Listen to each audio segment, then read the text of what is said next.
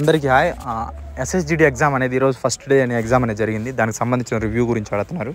నేను ఎందుకు లేట్ చేశానంటే పర్ఫెక్ట్గా ఇన్ఫర్మేషన్ తెలుసుకున్న తర్వాత వీడియో చేయాలని చెప్పి నేను లేట్గా వీడియో అనేది అప్లోడ్ చేస్తున్నాను. మెజారిటీగా ఇప్పుడు వచ్చిన నాకు ఇన్ఫర్మేషన్ ప్రకారం నేను మీకు క్లారిటీ అనేది నేను ఇస్తాను. దీనికి తగ్గట్టుగా మీరు ఈ రోజు ఉన్నట్టే రేపు ఉంటుందని మాత్రం గ్యారంటీగా చెప్పలేము. ఎందుకు అని అంటే ఇప్పుడు ఎవరు ఎన్ని చెప్పినా సరే ఒక్క రోజులో ఒక 5-6 వేల క్వశ్చన్లు ఉంటాయన్నమాట ఎస్ఎస్సి వాళ్ళ దగ్గర. వాళ్ళు ఒక రోజుకి ఇన్ని క్వశ్చన్లు, ఇన్ని షిఫ్ట్లు వైజ్, ఈ విధంగా 3 షిఫ్ట్లు వైజ్ ఇన్ని క్వశ్చన్స్ రివీల్ చేయాలని ఓపెన్ అవుతుంది అనమాట. నాకు వచ్చిన క్వశ్చన్ వేరే వాడికి రాదు, వేరే వాడి క్వశ్చన్ వచ్చిన ఇంకోటికి రాదనమాట. ఆ షిఫ్ట్లో మనకు వచ్చిన క్వశ్చన్ వాడికి రావచ్చు, రాకపోవచ్చు. ఎలా జరుగుతుందని మనం ఎక్యురేట్గా ఎగ్జాక్ట్గా మనం దాన్ని చెప్పలేమన్నమాట. ఈరోజు 3 షిఫ్ట్లు అనేది జరిగింది. పొద్దున్న షిఫ్ట్, మధ్యాహ్నం షిఫ్ట్, సాయంత్రం అనేది ఒక షిఫ్ట్ అనేది జరిగింది. పొద్దున్న షిఫ్ట్ అనేది చాలా హార్డ్గా అనేది ఉందన్నమాట. రీజనింగ్ అనేది చాలా ఈజీగా ఉంది. అర్థమెటిక్ పర్లేదు, యావరేజ్గా ఉంది. ఇంగ్లీష్ కూడా పర్లేదు, యావరేజ్గానే వచ్చింది. చాలా కష్టంగా వచ్చింది ఏదంటే జనరల్ సైన్స్ చాలా అంటే చాలా హార్డ్గా వచ్చింది. ఎవరికైతే పేపర్ హార్డ్గా వచ్చిందో మీరేం భయపడాల్సిన పని లేదు. హార్డ్గా వచ్చినప్పుడు ఖచ్చితంగా నార్మలైజేషన్ అనేది పెరుగుతుంది. ఫస్ట్ ఆఫ్ ఆల్ నార్మలైజేషన్ అంటే ఏ విధంగా పెరుగుతుంది అనే గురించి తెలుసుకోవాలి మీరు. ఫస్ట్ ఆఫ్ ఆల్ నార్మలైజేషన్ 2 రకాలుగా నార్మలైజేషన్ అవుతుంది. మొదటిగా వచ్చి పేపర్ యొక్క హార్డ్నెస్ని బట్టి పేపర్ సింపుల్గానా, మీడియంగానా, హార్డ్గా ఉందా దానిని బట్టి వాళ్ళు నార్మలైజేషన్ చేస్తారు. నీకు హార్డ్గా వచ్చిందంటే నీకు మార్కులు పెరుగుతాయి. నాకు మీడియంగా వచ్చిందనుకో నాకు మార్కులు అదే విధంగా ఉంటాయి. వేరే వాడికి సింపుల్గా వచ్చిందనుకోండి వాడికి మార్కులు తగ్గిపోతాయి. అది సింపుల్గా వచ్చిందా, హార్డ్గా వచ్చిందా, మీడియంగా వచ్చిందా అనేది నేను డిసైడ్ చేయలేను, ఎవరు డిసైడ్ చేయలేరు, మీరు కూడా డిసైడ్ చేయలేరు. ఎందుకు అనంటే నాకు పేపర్ ఈజీగా ఉంటే ఇంకోటి కష్టంగా ఉంటుంది, నాకు కష్టంగా ఉంటే వాడు సింపుల్ అంటాడు. ఇప్పుడు నేను ఇన్ఫర్మేషన్ రాబట్టింది ఒక్కొక్క షిఫ్ట్ నుంచి ఒక 15 నుంచి 20 మంది ఇన్ఫర్మేషన్ అడిగిన తర్వాత చెప్పిన వాళ్ళందరూ ఒకటి చెప్తే ఇంకోటి చెప్తున్నారు, ఇంకోటి చెప్తే ఇంకోటి చెప్తుంది.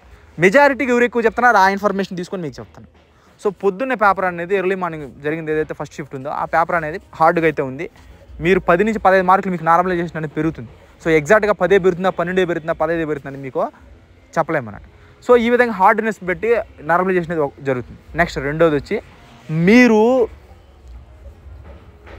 ఎన్ని క్వశ్చన్స్ అటెంప్ట్ చేస్తున్నారు, పర్ఫెక్ట్గా ఎన్ని క్వశ్చన్లు పెడుతున్నారు, ఎన్ని మిస్టేక్స్ చేస్తున్నారు దాన్ని బట్టి నార్మలైజేషన్ పెరుగుతుంది అనమాట. ఎలా అంటే ఇప్పుడు ఫర్ ఎగ్జాంపుల్ నేను ఒక 40 క్వశ్చన్లు పెట్టినాను చెప్తాను ఒక సింపుల్గా. 80 క్వశ్చన్లు ఒక 40 క్వశ్చన్లు నేను పెట్టిన.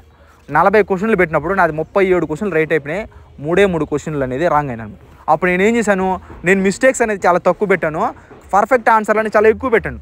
అప్పుడు ఎక్కువ మిస్టేక్లను బట్టి అక్కడ నార్మలైజేషన్ అవుతుంది. అంటే తక్కువ మిస్టేక్లు అయినాయి, నువ్వు పర్ఫెక్ట్ ఆన్సర్లు అక్కడ పర్ఫెక్ట్ పెట్టినావు, తర్వాత అటెంప్ట్ కూడా తక్కువ చేయను. అలా చేసినప్పుడు ఎగ్జాక్ట్ నార్మలైజేషన్ అనేది వాళ్ళకి పెరుగుతుంది అనమాట. ఈ 2 రకాల పేపర్ని యొక్క హార్డ్నెస్, మీడియం, సింపుల్నెస్ రకంగా, నెక్స్ట్ యొక్క నువ్వు చేసే క్వశ్చన్లు అటెంప్ట్ చేసే పరంగా, నువ్వు పెట్టే మిస్టేక్ల పరంగా కూడా నీకు నార్మలైజేషన్ ప్రాసెస్ అనేది మార్కులు అనేది పెరుగుతుంది అనమాట. నువ్వు తక్కువ మిస్టేక్లు పెడితే నీకు నార్మలైజేషన్ మార్కులు పెరుగుతుంది, నువ్వు ఎక్కువ మిస్టేక్లు పెడితే నీకు మార్కులు అనేది తగ్గిపోతుంది అనమాట. ఈ విధంగా 2 రకాల నార్మలైజేషన్ అనేది జరుగుతుంది. ఫస్ట్ షిఫ్ట్ అనేది చాలా హార్డ్గా ఉన్నింది పేపరు. నెక్స్ట్ సెకండ్ షిఫ్ట్కి సంబంధించి మధ్యాహ్నం పేపరు. ఈ మధ్యాహ్నం పేపర్ అనేది యావరేజ్గా ఉన్నింది. రీజనింగ్ అనేది ఈజీగా ఉన్నింది, అర్థమెటిక్ కూడా అంత హార్డ్ ఏం లేదు, యావరేజ్గా వచ్చింది. నెక్స్ట్ ఇంగ్లీష్ అసలు ఈజీగా వచ్చింది. జనరల్ సైన్స్ కొంచెం కష్టంగా వచ్చింది. జనరల్ సైన్స్ ఎప్పుడు అంతే అలాగే వస్తుంది క్వశ్చన్లు. అది ఎగ్జాక్ట్గా మనం డిసైడ్ చేసి చెప్పలేము. పేపర్ అనేది ఈ జనరల్ సైన్స్లో ఈ arithmetic polity, economy, geography, physics, biology అన్నీ ఉన్నాయి. ఎంత తత్వమంతా దాంట్లో పడి ఉండదు కాబట్టి దేంట్లో తీసుకొస్తాడో తెలియదు అనమాట. ఎస్ఎస్సి జీడీ జాబ్ కావాలంటే ఓన్లీ అర్థమెటిక్, రీజనింగ్, ఇంగ్లీష్ ఈ 3 సబ్జెక్టుల మీద ఎవడైతే గ్రిప్ తెచ్చుకుంటాడో వాడికే జాబ్ వస్తుంది. ఈ ఉన్న టైంలో నేను పదే ఇప్పుడు 100 సార్లు చెప్పింటా, ఫోను దూరం పెట్టండి, యూట్యూబ్లు దూరం పోయి బాగా కష్టపడి చదవండి, సక్సెస్ అనేది వస్తుంది. మీరు ఊరికే టైంపాస్ చేసుకుంటా ఉన్నారంటే వేరే వాడు కష్టపడేవాడు 4 గోడల మధ్య కష్టపడతా ఉంటాడు, వాడు జాబ్ కొట్టుకొని వెళ్ళిపోతాడు. షాక్ అయిపోతారు అట్టే వీడికి జాబ్ వచ్చిందా అని. ఎవడైతే బాగా కష్టపడి అన్నిటికి దూరంగా ఉండి ఏది పట్టించుకోకుండా ఉంటాడో వాడికి సక్సెస్ అయిపోయి వెళ్ళిపోతాడు అనమాట. వాడు జాబ్ వచ్చిన తర్వాత వాడు వెచ్చలు వాడికి నచ్చినట్టు జరుగుతుంది అనమాట. మనం టైం వేస్ట్ చేసుకుంటా, ఫోన్లు నోకుంటా, యూట్యూబ్లు చూసుకుంటా ఉన్నారంటే మీకే బొక్క, లాస్ట్కి మీరు అనేది మోసపోయే ఛాన్స్ అనేది ఉంటుంది అనమాట. మధ్యాహ్నం షిఫ్ట్ అనేది యావరేజ్గా నడిచింది, ఏ ఇబ్బంది లేదు. నీకు ఇంకా మళ్ళీ సాయంత్రం షిఫ్ట్ అనేది మళ్ళీ చాలా హార్డ్ పేపర్ దిగింది. మళ్ళీ అర్థమెటిక్ కష్టంగా ఉంది, మళ్ళీ ఇంగ్లీష్ రీజనింగ్ జనరల్ సైన్స్ మళ్ళీ కష్టం. ఈ విధంగా పొద్దున్నే హార్డు, సాయంత్రం హార్డు, మధ్యాహ్నం మీడియం, ఇలా 3 రకాలు నడిచిందండి. ఎవరైతే హార్డ్ పేపర్ అనేది వచ్చిందో మీరు భయపడాల్సిన పని లేదు, మీకు నార్మలైజేషన్ మార్కులు అనేది పెరుగుతాయి. ఈ 2 రకాల నార్మలైజేషన్ ప్రాసెస్ మీరు తెలుసుకోవాలా. ఎందుకంటే మీ పేపర్ హార్డ్గా ఉండింది, నెక్స్ట్ రెండోది ఏమంటే మీరు తక్కువ మిస్టేక్స్ పెట్టినారు, మీరు అటెంప్ట్ కూడా తక్కువ చేసినారు, అక్యురేట్ క్వశ్చన్స్ అనేది మీరు పెట్టినారు. అలా పెట్టడం వల్ల మీకు 10 మార్కులు 15 మార్కులు కూడా పెరుగుతుంది అనమాట. ఎప్పుడు ఎవడికి ఏం జరుగుతుందో తెలియదు. తలరాతల సెంట్రల్ గవర్నమెంట్ సొత్తు తినాలని రాత రాసింటే ఎవరిని నిన్ను ఆపలేడు, ఖచ్చితంగా నీకు జాబ్ తగులుకుంటుంది అనమాట. సో నువ్వు దానికి నీ కష్టం అనేది ఉండాలన్నమాట. ఎందుకంటే నువ్వు ఎంత కష్టపడితే నువ్వు అంత త్వరగా అనేది సక్సెస్ అనేది ఉంటుంది. సో ఈ మూడు షిఫ్ట్లకు సంబంధించి first shift hard, last shift hard, మధ్య షిఫ్ట్ అనేది మీడియం అనమాట. సో ఈ హార్డ్గా ఉండడానికి నార్మలైజేషన్ పెరుగుతుంది, మీడియంగా ఉండడానికి వచ్చిన మార్కులే ఉంటాయి.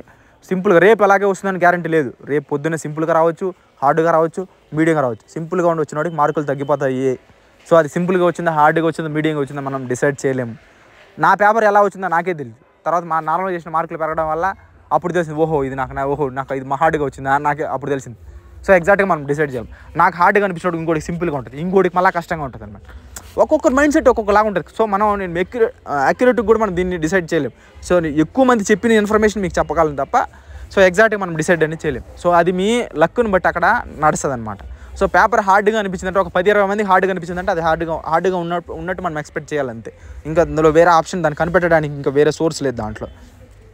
సో ఈరోజు ఈ విధంగా నడిచిందనమాట. రేపు ఏ విధంగా ఉంటుందని తర్వాత మళ్ళీ రేపు అనేది చూద్దాం.